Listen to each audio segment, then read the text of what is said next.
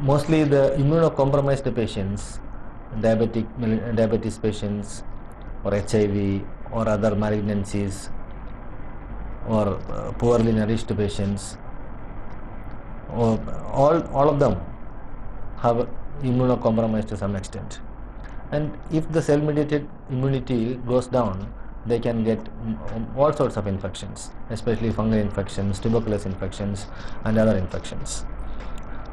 In spine, the infections mostly comes from urinary tract or from the other parts of the body.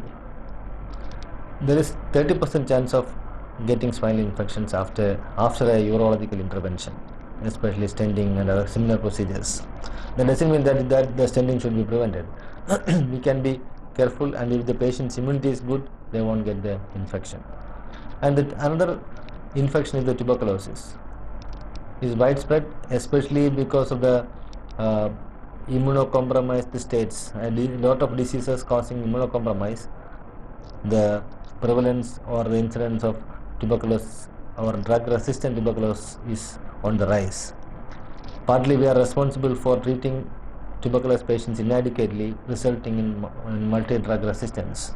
So all these patients, for themselves, for their sake as well as the public sake, should be treated properly so that they don't spread the disease anymore. What these infections can do to the spine, they can destroy the vertebral body, destroy the disc, and cause abscess formation that would compress the spinal cord and resulting in even paraplegia or quadriplegia or neurological deficit and instability to the spine. What we can do is properly assess, improve the immunity of the patient. If there is a compression, we can remove it. If there is a pus which is not vascular, so the antibiotics we give won't reach the tissue. So we need to remove the pus and then give the antibiotic to prevent its spread of the infection to the adjacent areas.